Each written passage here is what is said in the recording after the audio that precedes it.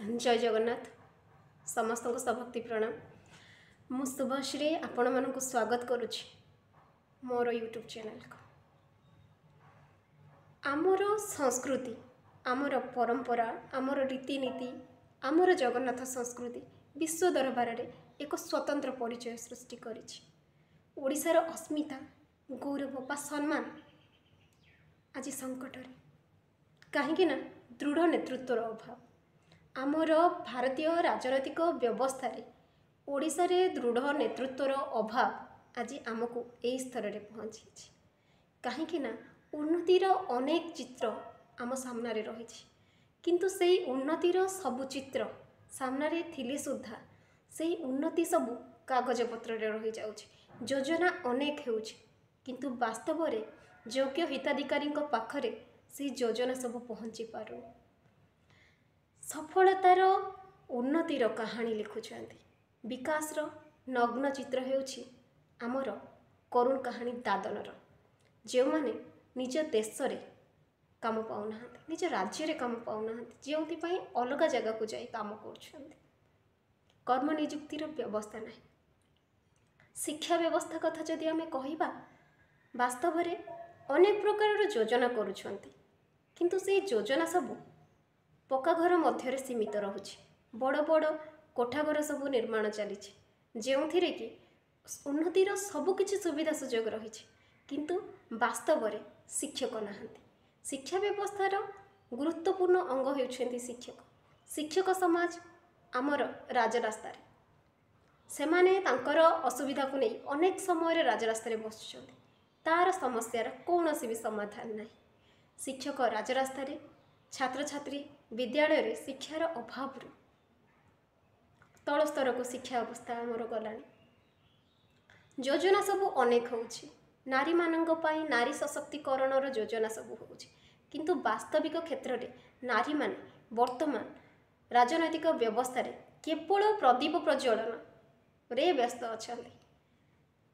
फूलर वर्षा होउछि, प्रदीप प्रज्वलन करा जाउछि, किंतु वास्तव रे सही नारी समाज आग को आसी समस्या संपर्क में कौन भी आलोचना करूना।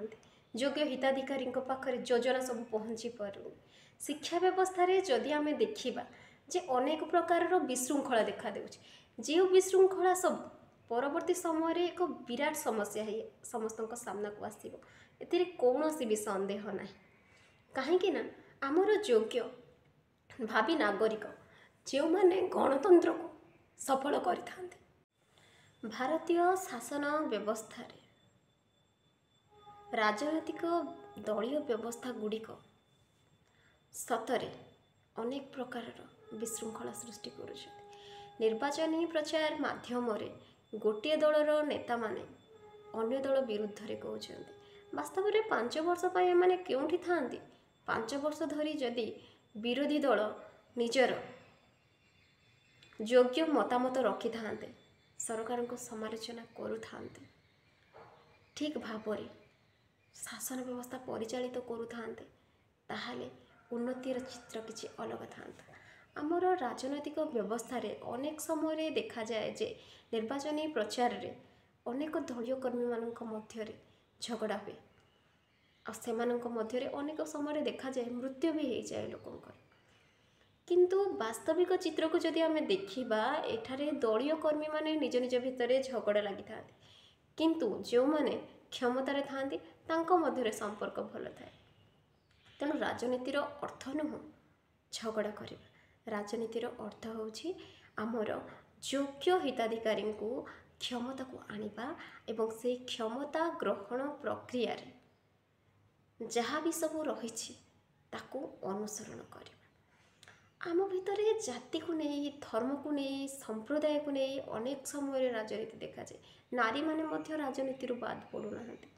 गोटे परिवार रे अनेक दल रही, जड़े बीजेपी रहा, जड़े कांग्रेस रु, जड़े बीजेडी रु, आउ से निर्वाचन समय से ही परिवार अवस्था भावतु। तेणु एमिति खराब चित्र राजनीति तो नुह। कहीं ना निजे भावतु सकारात्मकतार सहित जदि आमे भाविबा, ताहाले देखि पारिबा आमे नारायण हाथ में देखुचे ଶଙ୍ଖ ଏବଂ ପଦ୍ମ।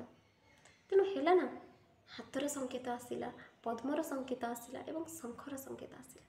ତେଣୁ ସ୍ୱୟଂ ନାରାୟଣଙ୍କର ଆୟୁଧକୁ ଯଦି ରାଜନୈତିକ ସଂକେତ ଭାବରେ ଗ୍ରହଣ କରାଯାଇଛି, ତେଣୁ ସେମାନେ କେବେ ବି କୌଣସି ରାଜନୈତିକ ଦଳ କେବେ ବି ଚାହାନ୍ତିନି ବିଶୃଙ୍ଖଳା କରାଇବା ପାଇଁ।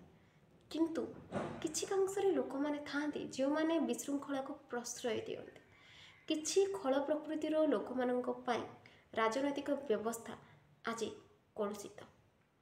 କାହିଁକି ନା ଉପର ସ୍ତରରେ ଯେଉଁମାନେ କାର୍ଯ୍ୟରତ ବା ନେତୃତ୍ୱ ନେଇଛନ୍ତି ସେମାନେ ନିଜର ଦାୟିତ୍ୱ ଠିକ୍ ଭାବରେ ନିର୍ବାହ କରନ୍ତି, କିନ୍ତୁ ବାସ୍ତବିକତାରେ ବିଶୃଙ୍ଖଳା କରନ୍ତି ଯେଉଁମାନଙ୍କ ପାଖରେ ଉପଯୁକ୍ତ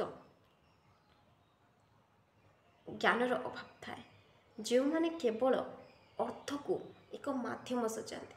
ଅର୍ଥବଳ ବାହୁବଳର ପ୍ରୟୋଗ କରି ସେମାନେ କ୍ଷମତାର ଦୁରୁପଯୋଗ କରନ୍ତି।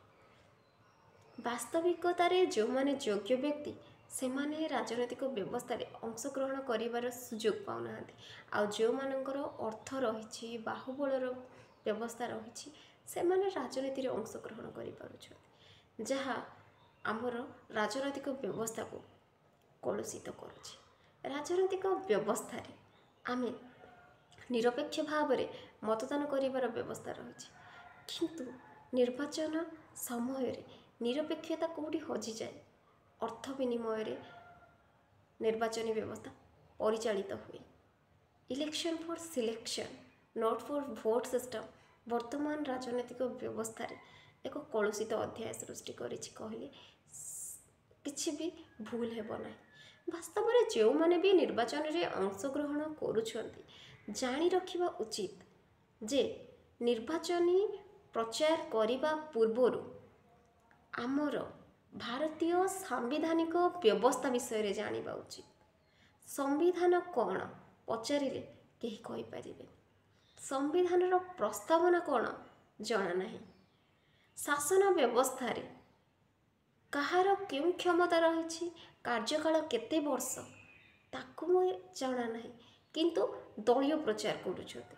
ଯେଉଁ ଦଳୀୟ ପ୍ରଚାରରେ କେବଳ ନକାରାତ୍ମକତା ହିଁ ବାଣ୍ଟୁଛନ୍ତି, କାହିଁକି ନା ବାସ୍ତବିକ ରାଜନୀତି ସେବାକୁ ଗୁରୁତ୍ୱ ଦିଏ, ବିଶୃଙ୍ଖଳାକୁ ନୁହଁ।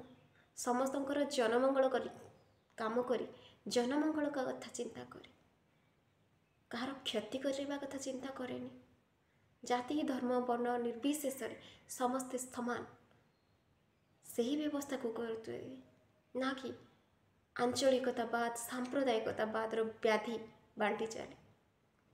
ଉନ୍ନତିର ନଗ୍ନ ଚିତ୍ର ଅନେକ ସମୟରେ ଦେଖାଦେଇଛି ଯେ ଅନେକ ହତ୍ୟାକାଣ୍ଡ ସବୁ ହେଇଛି, ଯାହାର ତଦନ୍ତ ଏବେ ବି ହେଇନାହିଁ। ସେ ପରିବାରକୁ ନ୍ୟାୟ ମିଳିପାରିନି। ହତ୍ୟା, ଗଣ ଦୁଷ୍କର୍ମ ଭଳି ସମସ୍ୟା ବର୍ତ୍ତମାନ ରାଜନୈତିକ ବ୍ୟବସ୍ଥାକୁ କଳୁଷିତ କରୁଛନ୍ତି। ତେଣୁ ଯେଉଁମାନେ ବି ନିର୍ବାଚନୀ ପ୍ରଚାରରେ ଆସୁଛନ୍ତି ବାସ୍ତବିକତା ଦୃଷ୍ଟିକୋଣରୁ ନିଜର ଶାସନ ବ୍ୟବସ୍ଥାରେ କ'ଣ ପାଇଁ ଆସୁଛନ୍ତି, ଲୋକଙ୍କୁ କ'ଣ ଦେବେ ତାହା ଦର୍ଶାଇବା ପୂର୍ବରୁ ଏଇଟା ଜାଣି ରଖିବା ଉଚିତ ଆମର ଶୃଙ୍ଖଳିତ ଶାସନ ବ୍ୟବସ୍ଥା କେମିତି। ସେଇଟାକୁ ସେମାନେ ଭୁଲି ଯାଉଛନ୍ତି, ଯାହା ହିଁ ଶାସନ ବ୍ୟବସ୍ଥାକୁ ଖରାପ ରାସ୍ତାରେ ନେଉଛି। କାହିଁକି ନା ଯିଏ ବି ଶାସନ ବ୍ୟବସ୍ଥାରେ ରହୁଛନ୍ତି ସମ୍ବିଧାନର ପ୍ରସ୍ତାବନା କହିଲେ ଜଣା ନାହିଁ, ସମାନତା ସ୍ୱାଧୀନତା ଜଣା ନାହିଁ, ଧର୍ମନିରପେକ୍ଷତା କ'ଣ ଜଣା ନାହିଁ, ଆଞ୍ଚଳିକତାବାଦ କ'ଣ ଜଣା ନାହିଁ। ଏମାନେ କ'ଣ ରାଜନୀତି କରିବେ? କେବଳ ଅର୍ଥ, ଅଭିଜ୍ଞତା ଆଉ ବାହୁବଳର ପ୍ରୟୋଗରେ ରାଜନୀତିରେ ଅଂଶଗ୍ରହଣ କରି ସେମାନେ କେତେ ଦୂର ଲୋକଙ୍କୁ ସେବା ପ୍ରଦାନ କରିବେ? କାହିଁକି ନା ବିକାଶର ନଗ୍ନଚିତ୍ର ହେଉଛି ଯୋଗାଯୋଗର ଅଭାବ। ଏତେ ସାରା ଉନ୍ନତି ହେଉଛି, କିନ୍ତୁ ବାସ୍ତବିକ କ୍ଷେତ୍ରରେ ଆମର ରାଜନୈତିକ ବ୍ୟବସ୍ଥାରେ ଯେଉଁମାନେ ବି ଶାସନରେ ଉଚ୍ଚ ସ୍ତରରେ ରହିଛନ୍ତି ସେମାନେ ନିଜ ଅଞ୍ଚଳର ଉନ୍ନତି କରିନାହାନ୍ତି। ରାସ୍ତାର ଯୋଗାଯୋଗର ବ୍ୟବସ୍ଥା ଏବେ ମଧ୍ୟ ସବୁ ଜାଗାରେ ସମ୍ଭବ ହୋଇପାରୁନି। ତ ଏହା କ'ଣ ବିକାଶର ଚିତ୍ର? ଏମିତି ବିକାଶ ହେଇଛି ନା? ତେଣୁ ଚିନ୍ତାର ବିଷୟ।